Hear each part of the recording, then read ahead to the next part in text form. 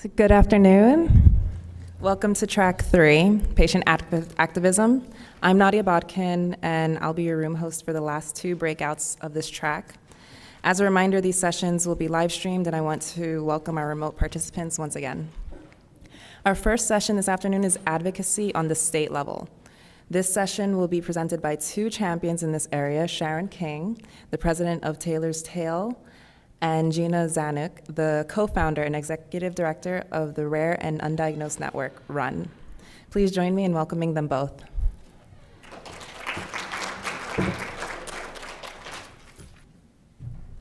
Hello, everyone.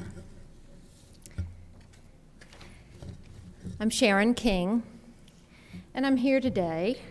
Well, let me move this forward a little bit.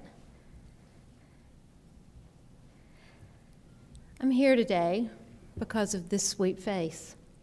This is my daughter, Taylor.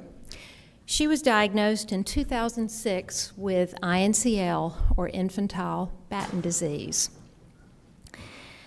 This picture was taken, she was diagnosed just weeks before her 8th birthday, and this was taken maybe a couple of months later. And she is such a pistol. She's such a happy child, and we spent a lot of time in just disbelief. How could this happen? And when I say a lot of time, that meant about 3 days, because we very quickly worked with family and friends to found an organization that we called Taylor's Tale, to use Taylor's story to make the case that no disease should be too rare to deserve treatment, and to raise funds for Batten disease research.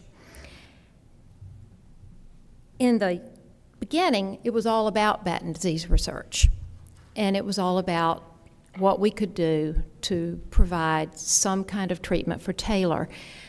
But very quickly, we learned that, we figured out that there was strength and power in joining forces with our extended family, which is the rare disease community. And how many times today have you heard the word collaboration?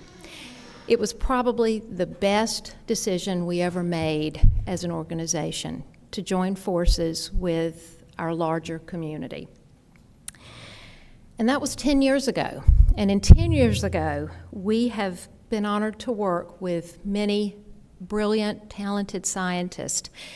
And we've moved forward some work for infantile Batten disease. We've participated in support. But 5 years ago, our journey led us to a gene therapy study in the lab of Dr. Stephen Gray at the University of North Carolina at Chapel Hill. And it changed a lot for us.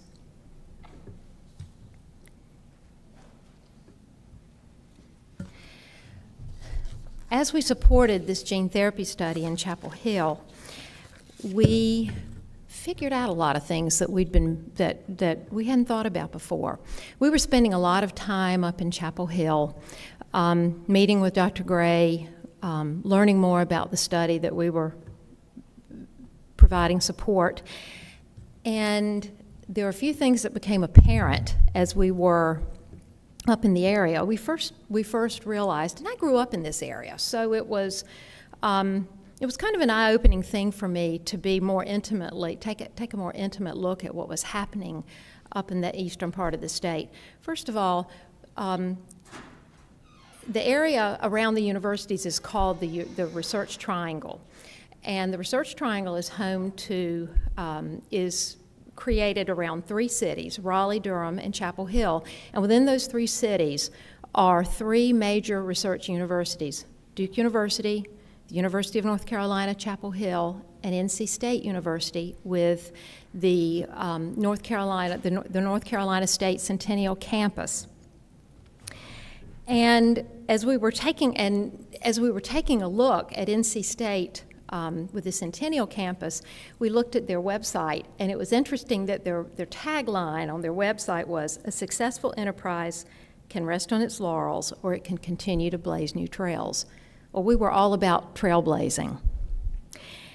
The other thing we noticed in that area, there were many high-tech life science companies like GSK, Merck, United Technologies, Biogen. And then there was the North Carolina Biotechnology Center.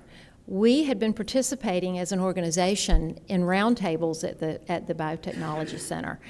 And we started putting all this together, and we saw that there was a great infrastructure, but there was one thing missing that could help the rare disease community a great deal. And that was we needed a structured mechanism for collaboration. And that seemed to be the gap that wasn't there for us. So we started to devise a plan. We knew we needed to recruit North Carolina legislators and other state leaders to help us. We weren't going to get it done on our own. And we wanted to encourage innovation, entrepreneurship, and we wanted to improve collaboration so that for shared resources and to advance common goals. So to get this started, in January of 2015, I met with a representative from my county, the county in which I live in North Carolina, Representative Becky Carney. We met for coffee one afternoon, and I started talking with her about the things that were happening in the rare disease community, what we were seeing in North Carolina, our excitement over the research project at UNC, and I asked her for her support, and she said, you know, this is interesting, I'd love to help, but what really drives the North Carolina General Assembly right now is jobs, economic development. That's their priority, and I'm just not sure how successful you're going to be. Well, lucky for me, just recently, a member of the Taylor's Tale Board had sent a copy of a summary of the governor's economic development plan to me. One of the goals was to take the good research going on in our research universities and to help partner it with industry and the good infrastructure that exists in North Carolina to create more opportunities for economic development. So the light bulb went on. It was one of those light bulb moments that you're just so grateful for. And so I pitched this idea to her that if we could work together to find that structure with the state leaders, to find that structure that would provide a foundation for better collaboration with our universities, with our research universities, with our industry, with all of these other resources that are existing in the state, primed for innovation, that we could probably move mountains for the rare disease community. She thought that was a good idea, and she was ready to go. We planned a breakfast the next month in February to pitch our plan to legislators. And that's when our first hurdle happened. The breakfast was canceled due to snow. You know, a half inch of snow in North Carolina will just shut us down. So the breakfast had to be, it was canceled and rescheduled for late March. That was another hurdle we had to overcome because it put us in danger of missing the timeline for submitting a bill. So we didn't have much time. After the breakfast, we didn't have much time to actually get a bill, to actually draft and get the bill submitted. Let's jump back to the breakfast a little bit. When we held the breakfast, the day before the breakfast, we got to Raleigh, and we wanted to check out the venue for this breakfast that had been suggested to us. We held this breakfast in a grill that's located at the legislative building, but when we got there, it was in the parking garage in the basement. And I took one look and went, there is no way anyone will show up for this breakfast. We had a pretty good turnout. In fact, I was told, be happy if you have 15 show up. We had a room full. And we had a lot of patient advocates that actually showed up for a 7 a.m. breakfast, too. And as good as the breakfast was, later I heard from our representative that the buzz that was created later that afternoon from our legislators was pretty amazing. They were excited about the plan we had pitched. It was good to hear that because we needed that energy to get that bill drafted over the next few weeks.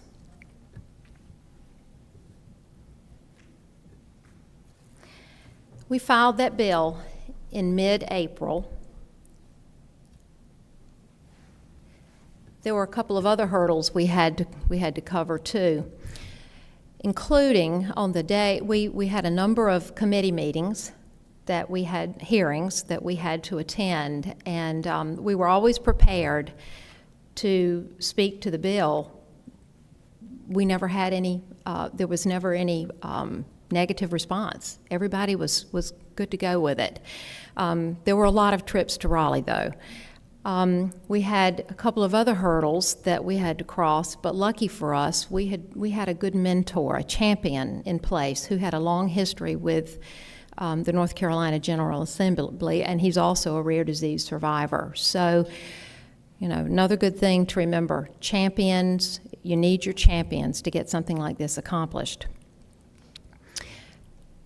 On the last day, the last meeting of session, where we actually got the final vote on the legislation, the other hurdle we crossed was our primary sponsor actually was in the hospital seriously ill. So the representative that actually took the bill to the floor the last day was one of our sponsors, but not the primary sponsor that had been with us all along. Needless to say, they passed the bill. It passed unanimously throughout the whole process. We never had one no vote. The governor signed the bill into law in early August 2015. So we accomplished this task of creating a North Carolina Advisory Council on Rare Diseases in 4 months. To this day, I can tell you that I'm still amazed that it happened, and it happened that quickly.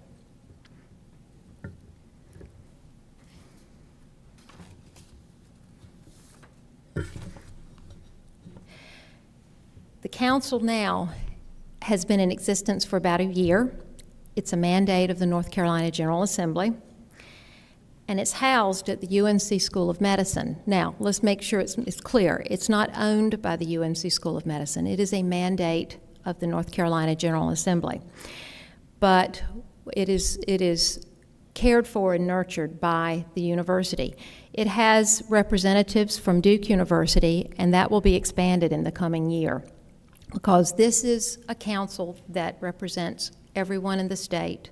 It's not representative of just a few universities or industries.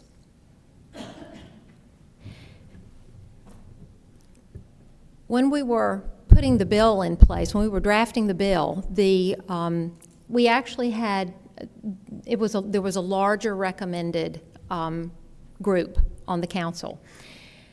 But the General Assembly felt like in the first few years as we were getting this going, that we needed to keep the group small, keep it lean, keep it mean. So I think down the road you'll probably see the addition of a biostatistician. We'll probably add more rare disease survivors.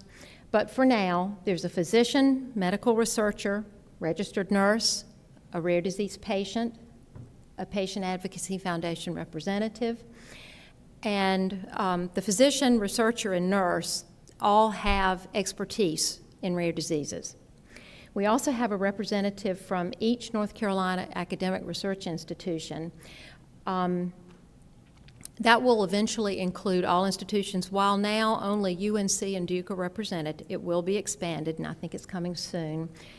The chairs of the Joint Legislative Oversight Committee on Health and Human Services, or designees, are sitting members of the council. Our deputy secretary is a sitting member of the current council.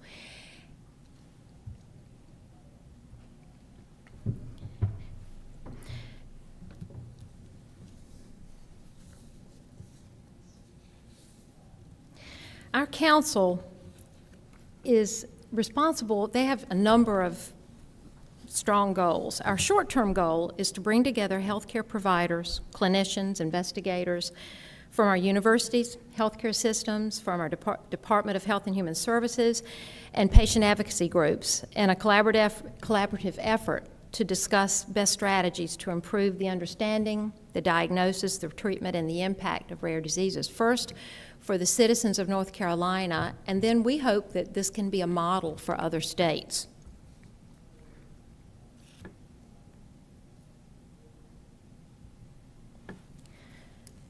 And we think that our council is going to have a very bright future.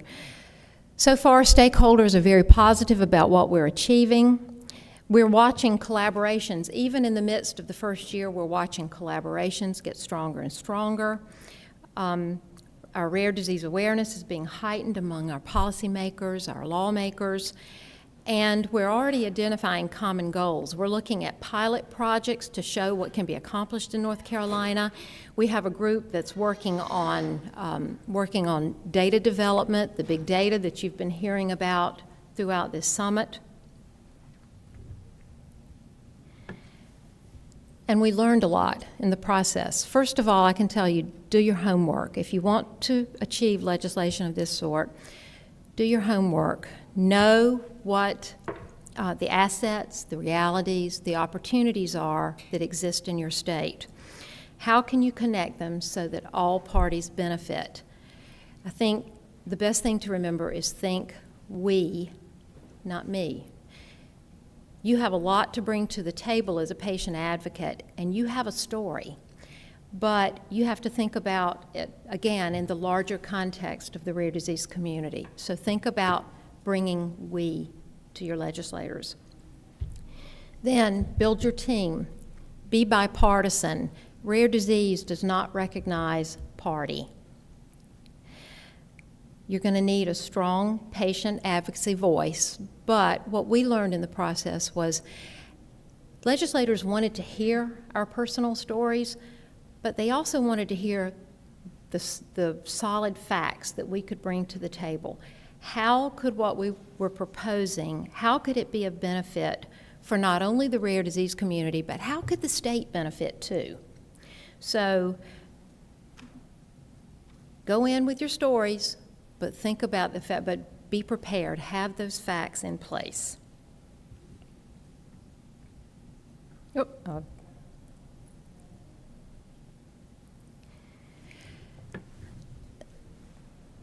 We are just about a year out now from the creation of this council. We've just crossed over a year. There have been a lot of things happening in North Carolina since the creation of this council for the rare disease community. With this council, it has spurred new opportunity.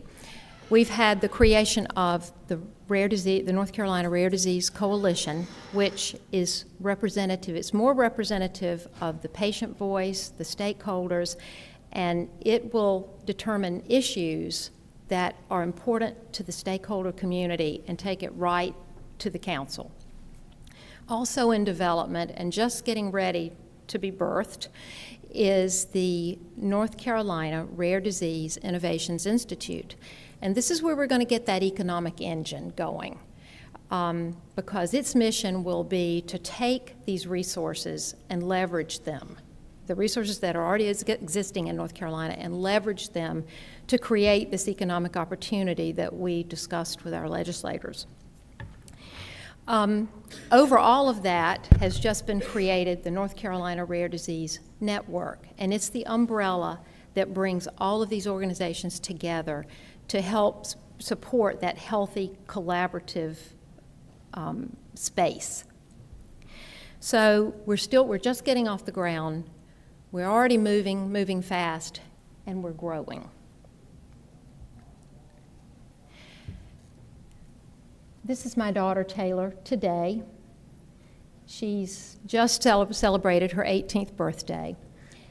In June, I think June of this past, this past June, I got a surprise. Representative Carney asked me to come back to Raleigh for a session, and I didn't know why. I wasn't sure what was going to be happening, but in session, the legislature actually named the law that was passed in August of 2015 for my daughter Taylor. So it is now known as Taylor's Law.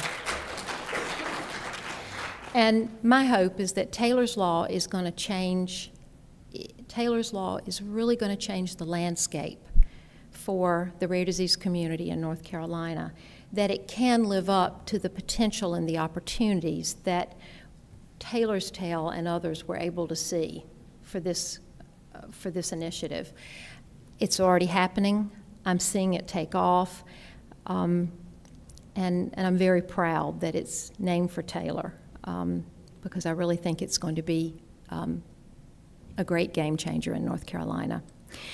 I have a website that I want to share with you that is not up here on this slide,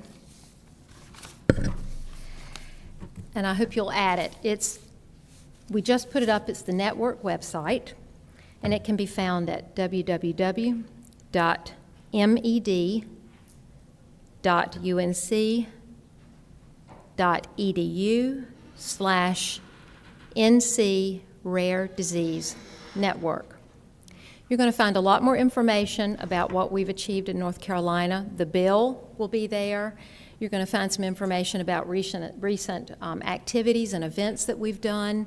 We are growing this website to be a good resource for the rare disease community in North Carolina, and I hope you'll take a look.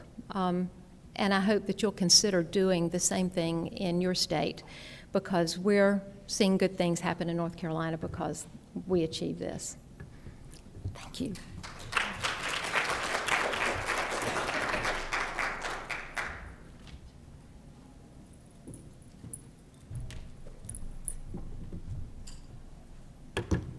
Hi, my name is Gina Szajnuk, and I'm here to talk about Utah Rare and my journey. And I will be emotional throughout the entire thing. So, my children are Ava, Oscar, and Lucy, who are watching right now. Hi, kids. I founded the Rare and Undiagnosed Network in 2014, and I recently have been asked to be the Undiagnosed Ambassador for NORD. But today I'm talking about Utah Rare, and it is an honor to talk about Utah Rare. And this past summer, I actually relocated to Wisconsin, so that's why I have such a heavy heart, because it was such a great time with Utah. So, what is Utah Rare? Utah Rare is a coalition of rare disease stakeholders formed to organize the statewide recognition for Rare Disease Day. Those are Christina Mite's words, and she's sitting here today. And I just want to thank her for her hard work and dedication, because she actually laid the foundation for what Utah Rare was in 2015. And thank you for being my mentor, my sister, and family.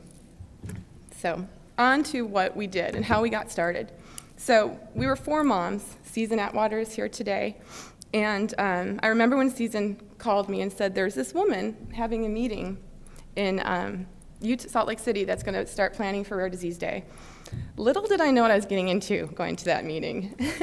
But there I met Ann Bruns, and Ann will actually be the 2017 Utah Rare Chair. And so what was it? Christina had a vision of having a Rare Disease Day awareness, and then having a TED-style event to inspire, motivate, and spark collaboration among the rare disease stakeholders, patients, healthcare providers, researchers, companies, institutions, legislators in our state. So that was our big plan. And we were just 4 moms. All of us had rare disease children, and we joined forces. And again, the theme, of the summit is collaboration. Since then, our collaboration is, this is collaboration in Utah. And when I look at this slide, I see John Carey, one of the top geneticists in the country, Will Deere, who heads the initiative, Precision Medicine Initiative at the University of Utah. I see Two Genomics, Recursion Pharmaceuticals, American MedCam, and many more. This is collaboration in Utah.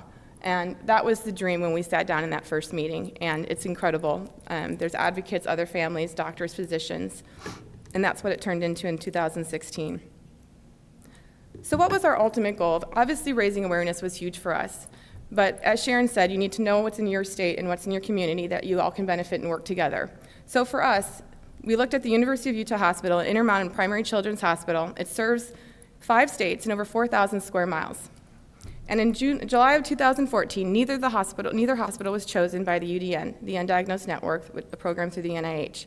This was a huge disappointment. We covered 5 states. And Utah Rare's ultimate goal was to create an undiagnosed disease program of its own through the University of Utah or Intermountain Primary Children's. And this was an interesting situation because the Children's Hospital is owned by Intermountain and the doctors work with the University of Utah. So we knew we had a challenge there, but that was our goal. What were other goals for us with Utah Rare? I am blessed to be married to, he was the assistant GM for Utah Jazz. He's now with the Milwaukee Bucks. But when I sat at a game in October of 2014, and there was a little boy, JJ, that was on the court being recognized for leukemia through the Make-A-Wish Foundation. And I sat there and I cried, of course I did, and took pictures. And I said to my husband, it became national news, it was huge. He was on the Today Show, it was great, and we were very proud of that. But I said to my husband, rare disease is actually more than cancer and AIDS combined. Don't we need to have our kids on the court too? And the Utah Jazz were very generous and allowed us to have 30 kids on the court in 2015 with rare diseases. And in 2016, we had 29 kids on the court with rare disease, a sibling that lost their sister, Charlie, and 8 children that were rare angels represented by photos. And not only were the Utah Jazz honoring Rare Disease Day, we had 7 teams honor Rare Disease Day. And our goal in 2017 is much more than that. And if anybody wants to work with me, with their team, the NBA, please reach out. We want all 30. What was another goal of our Utah Rare? This was Season, and Season is here today. And Season Atwater photography projects are absolutely incredible. In 2015, we had the young children, some that you could see had a rare disease and some that were invisible, like my 3 children. In 2016, we focused on the teens. We had these amazing teenagers, and we kind of came up with the idea at the same time. And Season put together a photo shoot. We had makeup and hair and clothes. And when those kids walked in that room, they didn't know each other. Today, they are family. And the gift that Season gives through photography is absolutely amazing. And she is an angel in and of herself. These kids get bullied, lose their friends, just have a lot of pain. And those pictures, look at that. She captures their beauty, their pain, their strength. And I think a huge thing is always to have that visual, make it personal, make the people connect to the families. And her 2015 photography project is actually up at Intermountain Children's Hospital to this day. So when Christina handed it to me in 2015, besides having a panic attack, I put together my action list. The first thing was to have an executive committee. And this was incredible to me. I knew I couldn't do it by myself, and it's not fun to do it by yourself. So our executive committee was incredible, and I loved giving everybody a title. I really felt that they got engaged and felt responsible and had a big part of what Utah Rare was going to be. And the second to do was, in 2015, the symposium speakers were absolutely incredible, and one of them in particular was Dr. Ed Clark. And he, at the time, was the CEO of Intermountain Primary Children's Hospital. And after he saw and heard the families advocate for their stories and their journeys, he said at the end of that symposium, we will be having an undiagnosed program. I promise, and it'll be the end of the summer, something like that. Well, 2016 came around, and we really hadn't heard anything about it. So we made an appointment with him, and if anybody knows Ed Clark, he's an amazing guy, but he's very intimidating. So I took my executive committee with me and arranged some of the people for University of Utah to come to the meeting as well, because you have these 2 entities that need to work together for the program, and neither one are really talking to each other knowing what's going on.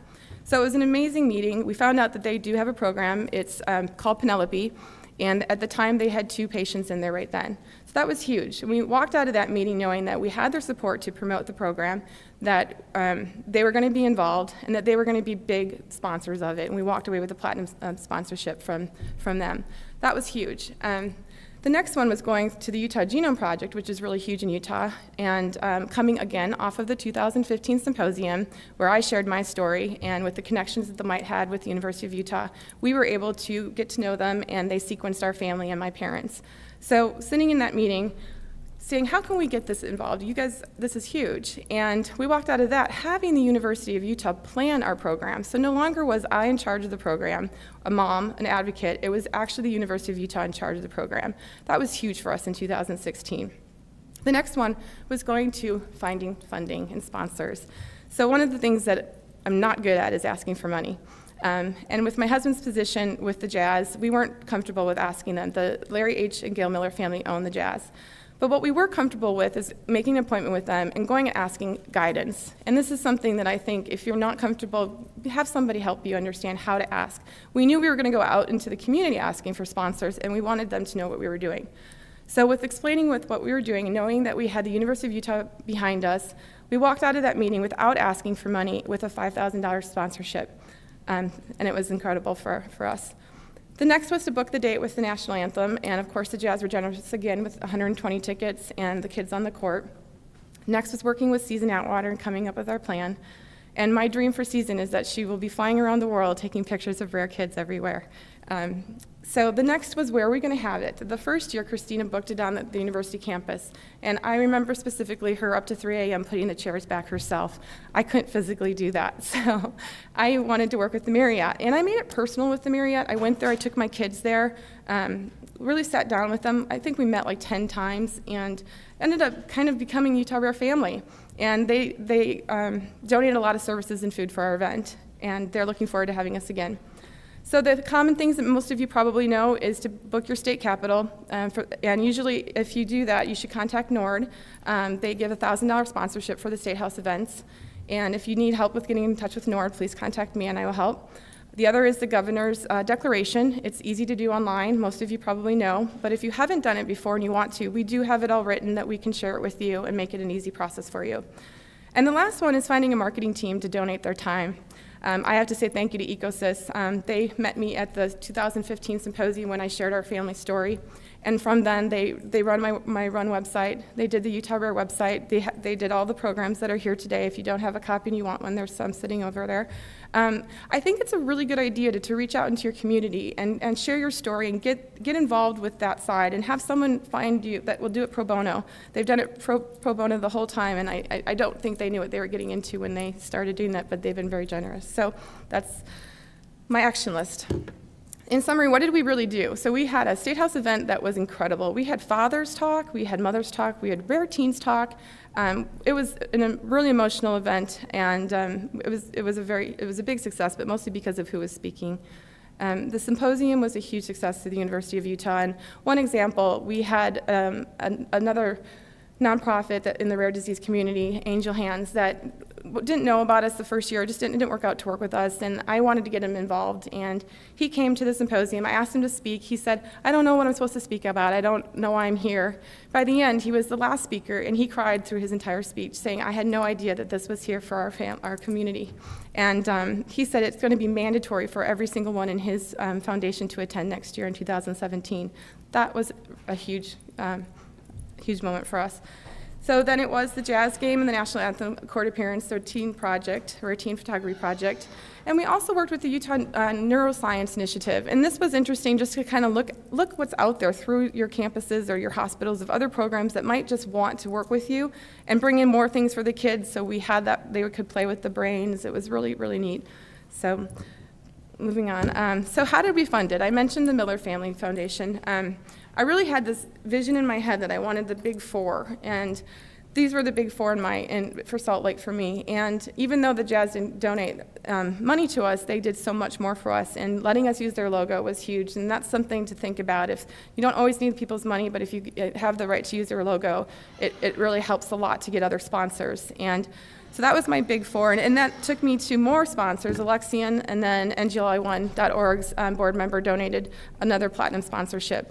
And then I looked at the nonprofits. I wouldn't take their money. They threw it at me, and I would try to give their checks back. I don't think that's, but looking at that collaboration, that list to me was so huge, and it was very powerful to be able to share who we are and who's collaborating on Utah Rare. So my advice is to believe in yourself. I had a really hard time believing that I could do this. So collaboration, collaboration, collaboration, and I couldn't have done it without everybody. And don't be afraid to delegate. I think it's great to delegate. I think it's bringing in everybody else and key players and make it all, working together is a lot more fun than working alone. And think big. I don't know, the Jazz thing was something that was in me the whole time. I think having the University of Utah be a part of it, having Intermountain Primary Children's a part of it, think big, nothing, and ask, go for it. And of course, stay calm and strong. I try every day to be calm and strong. I'm much better when I'm calm. And you can do hard things. I think everybody here that's at this conference can do hard things. And the saying has stayed with me, how wonderful it is that nobody need wait a single moment before starting to improve the world. And I think everybody should do that. Sorry. So next 2017, if you want to get involved and learn more what Anne's going to do or learn more, please reach out to Anne. If you want to know more about RUN or the MBA initiative that we have, reach out to me. And for Season Atwater, please reach out to Season, and she's here today if you have questions. Thank you.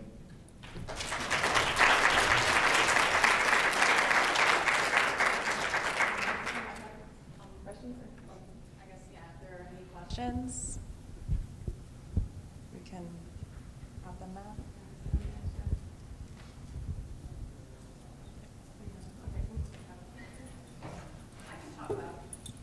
I just wondered, did you work with Utah Family Voices at all? Are they part of your collaboration? I don't think we did. No. And it's interesting because we've met people here in Utah that have never heard of Utah Rare. So there is a disconnect in how to get to more. I mean, that's what we're hoping with even today, that we reach more of the foundations there. Okay, yeah. Utah Family Voices, or Family Voices in every state, so Okay. all of us can team up with That's Family great. Voices. Yeah, please do. Okay. I have a question for Dr. Sharon.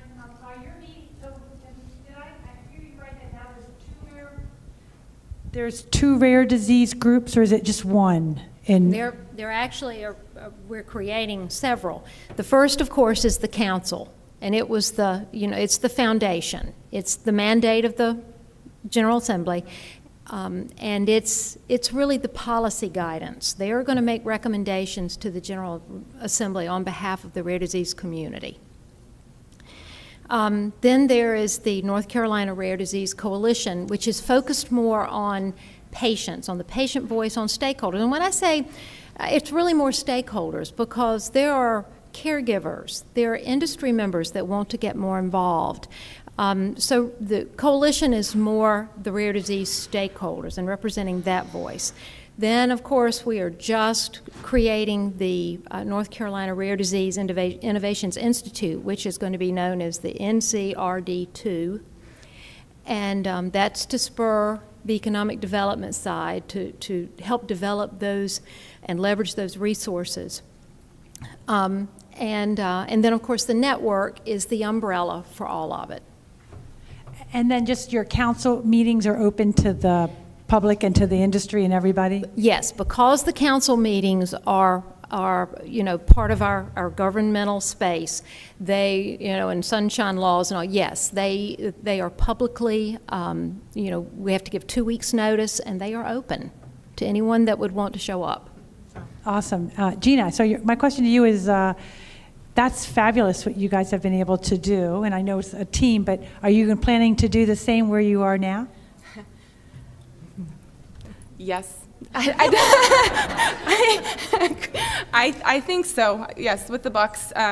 We're just very blessed with the platform, and just, it's hard because Amy Lynn is here from Wisconsin too, and there wasn't a lot last year, and there wasn't a lot of, and so I know that I have Amy Lynn to help me in Wisconsin, so yes, I think we're going to rock it there too. Are you up for it? Are there any other questions? Okay. Well, thank you for joining the session.